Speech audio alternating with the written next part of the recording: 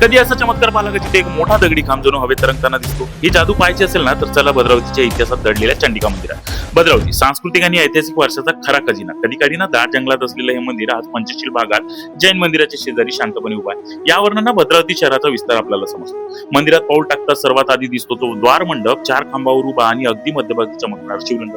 मात्र इथला खरं आश्चर्य म्हणजे त्या मंडपातील एक स्तंभ ज्याच्या खाली अगदी रिकामी जागा आहे. क्षणभर वाटतं खांब हवेत तरंगतोय की काय. त्या काळच्या मिस्त्रीच्या आश्चर्यकारक कौशल्याचं हे एक जिवंत उदाहरण. ऍक्च्युली स्तंभाची कलाकृती पाहताना आपल्याला समजतं की इथून जेव्हा आपण पाहतो स्तंभाच्या आतमध्ये तर आपल्याला बघा बाजूचं पण एरिया पाहायला भेटतो. पुढे जातो आपण भव्य सभा मंडपात. 16 प्राचीन खांब, त्यावरची नाजूक नक्षी आणि प्रत्येक ठिकाणी त्या काळाची कला जिवंत जाणवते.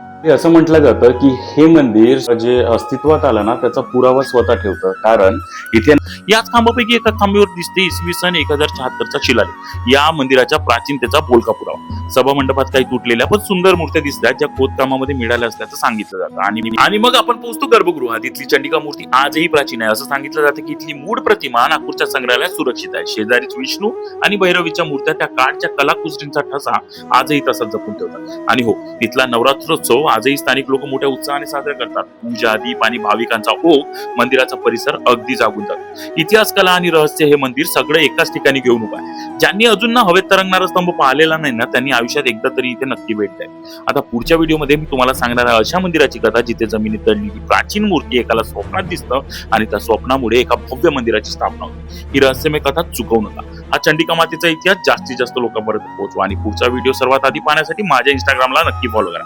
चला तर मग पुढच्या रहस्यमय अध्यायात भेटू. तोपर्यंत जय चंडिका माता.